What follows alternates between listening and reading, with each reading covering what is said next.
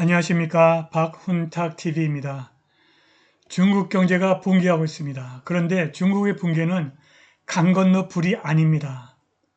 소련이 붕괴 직전 총 요소 생산성이 마이너스 0.23%였습니다. 그런데 2019년 현재 중국의 총 요소 생산성은 마이너스 3.543%입니다. 그런데 유럽 전체가 또 마이너스 총 요소 생산성을 가지고 있습니다. 다행히 한국은 문재인 정부 때문에 총 요소 생산성이 하락했으나 아직은 플러스를 유지하고 있습니다. 반면에 공산 체제를 포기한 러시아는 총 요소 생산성이 2.865%이고 폴란드는 무려 5.356%입니다. 방송 전에 한 말씀 드리겠습니다. 여러분들 잘 아시다시피 제 방송에는 광고가 잘 들어오지 않습니다. 들어와도 단가가 낮은 광고만 들어옵니다. 여기 후원 계좌 있습니다. 자율 구독료 부탁드립니다. 구독, 좋아요, 알람 설정 부탁드립니다. 중국의 전기 자동차 산업이 붕괴하고 있습니다. 중국 충칭의 한 공장에 수많은 청정에너지 밴이 두꺼운 먼지로 뒤덮여 버려져 있습니다. 항공 영상에는 수천 대의 청정에너지 차량이 흩어져 있는 항저우와 광대한 잔디밭도 등장했습니다. 도대체 중국 전기차 산업이 붕괴하는 이유는 무엇일까요? 이렇게 보시듯이 중국의 전기차가 생산되어 팔리지 않고 이렇게 세워져 있습니다. 여기도 지금 전기차가 이렇게 버려져 있습니다. 미국의 작가이며 저명한 블로거 브루스 윌스는 북경 정부가 부패한 경제에 보조금을 붓고 있다고 말합니다. 윌스는 보조금은 부의 이전이고 의심할 바 없이 그 많은 가짜 붐은 보조금을 통해 발생한 사기의 결과라고 말합니다. 윌스는 중국이 점점 커지는 자본의 잘못된 분배 문제를 더 이상 숨길 수 없다면서 중국 경제의 부패와 붕괴의 원인이 공산주의 계획경제 체제에 있다고 강조합니다. 그는 자본주의가 궤도를 벗어나는 경향이 있는 계획경제보다 수요에 더 잘 반응하는 것으로 입증되었다고 말합니다.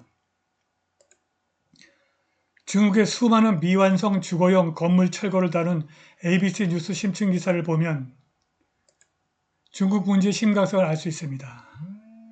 이로 인해 두 가지 문제가 드러났습니다. 첫째, 중국은 단순히 존재하지 않는 미래 세대 확장을 위해서 주거용 건물을 건설하고 있었습니다. 두 번째는 이로 인해 가격이 천정부지로 치솟는 만연한 투기가 발생했다는 것입니다. 이제 그 가격은 폭락을 하고 있습니다. 중국 정부가 발표를 중단하기 전까지 청년 실업률 공식 수치는 21%였고 비공식 추정치는 거의 50%에 달했습니다. 시진핑은 청춘기에 더 많은 구타와 좌절, 시험을 겪는 것이 성공적인 삶을 살아가는 데 도움이 될 것이라고 말했습니다. 중국 청년들이 자신의 현재 상황을 고려하지 않고 미래를 평가하며 공산체제를 변혁하지 않으면 미래는 없을 것입니다. 중국은 소련 붕괴의 전철을 그대로 밟고 있습니다. 왼쪽은 제가 2019년 2월 KCI 한국학술연구재단 등재학술지에 게재한 소련 붕괴의 조건과 중국 붕괴의 가능성이라고 하는 논문입니다. 이 논문의 부제는 공산체제의 경직성과 총요소 생산성입니다. 소련 붕괴의 가장 근본적인 조건은 30년 동안 이어온 약간의 마이너스 총요소 생산성입니다. 총요소 생산성은 자본과 노동의 투입이 증가하지 않아도 경제 시스템에서 발생하는 생산성의 증가입니다. 총요소 생산성이 증가하지 않으면 경제 성장, GDP 성장은 발생하지 않습니다. GDP가 성장하려면 반드시 총요소 생산성이 증가해야 됩니다. 1920년대부터 수십 년 동안 고도 성장을 구가했던 소련이 1960년대부터 GDP 성장이 둔화되기 시작했고 1991년 마침내 붕괴했습니다. 전 세계 경제학자들이 분석한 결과 소련 붕괴의 가장 근본적인 조건은 공산체제의 경직성으로 인한 마이너스 총요소 생산성이었습니다. 경제학자들이 역산한 결과 붕괴 직전 소련의 총요소 생산성이 마이너스 0.23%였는데 이것은 복리로 적용됩니다. 매년 복리로 경제가 0.23%씩 한 30년 동안 줄어들었습니다. 그 결과 1991년에 붕괴한 것입니다. 그런데 미국 세인트루이스 연준이 내놓은 중국의 2019년 총 요소 생산성이 무려 마이너스 3.543%입니다. 소련이 붕괴하는데 30년 걸렸다면 중국은 단 몇 년 안에 간단하게 붕괴할 수 있습니다. 보시다시피 2019년 중국의 총 요소 생산성 마이너스 3.543%입니다. 문제는 여기에 중국의 총 요소 생산성 여기에 보이지 않는 벽이 있다는 것입니다. 공산체제의 경직성이 바로 이 벽입니다. 이것 때문에 지금 중국의 총 요소 생산성이 추세적으로 하락하고 있습니다. 네, 문제는 중국 붕괴가 강 건너 불이 아니라는 데 있습니다. 보시다시피 2019년 현재 영국의 총 요소 생산성이 마이너스 0.748%입니다. 영국의 총 요소 생산성도 더 이상 증가하지 못하고 있습니다.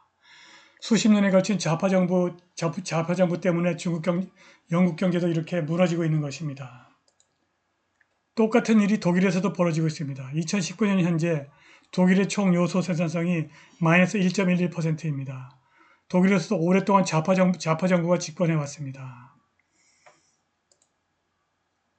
똑같은 일이 이태리에서도 발생하고 있습니다. 이태리의 2019년 현재 총 요소 생산성은 마이너스 1.03%입니다.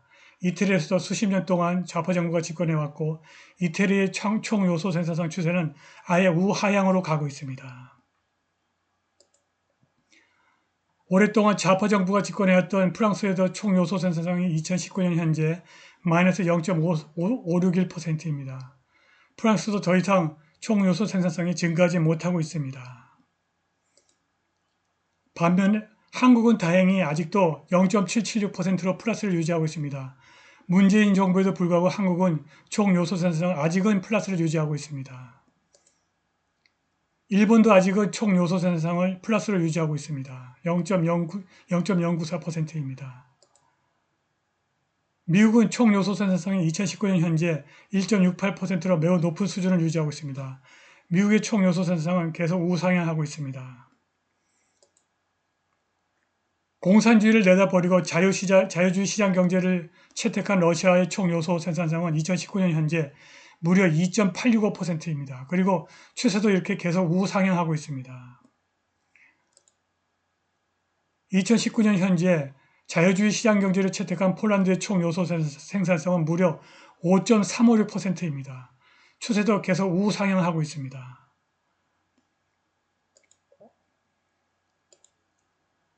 중국 붕괴는 강 건너 불이 아닙니다. 수십 년 동안 좌파가 지배해온 서유럽 G7 국가들이 공산주의 중국처럼 일제히 마이너스 총 요소 생산성 때문에 경제가 붕괴하고 있습니다. 반면에 공산주의를 포기한 러시아와 폴란드의 경제는 매우 높은 총 요소 생산성으로 우기승천하고 있습니다. 과거에 자유시장 경제를 구가하던 서유럽 경제가 수십 년에 걸친 좌파 정부 때문에 붕괴하고 있고 과거에 공산체제에서 허덕인 러시아와 폴란드가 자유시장 경제를 받아들여 성장하고 있습니다.